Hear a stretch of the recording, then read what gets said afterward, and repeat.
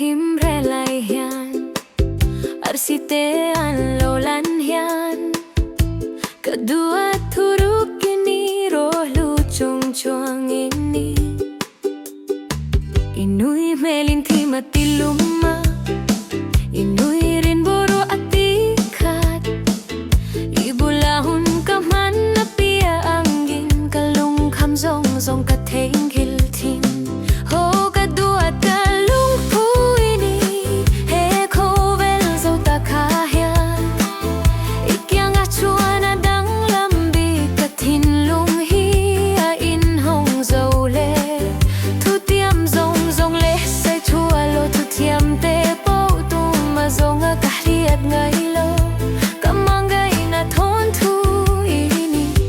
Lipui le lim na karapo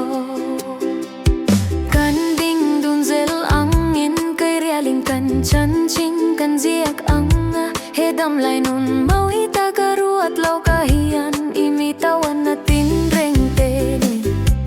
itu sau itin reng tenen kaduat nang chu ka kaung tir tu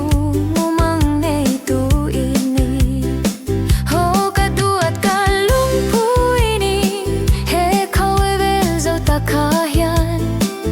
ikia nga chua na dang lambi katin lung hiya in hong zau le tu tiam zong zong le sai chua lo tu tiam te po tu ma zong a ka riat na ilo kamangai na thon tu ini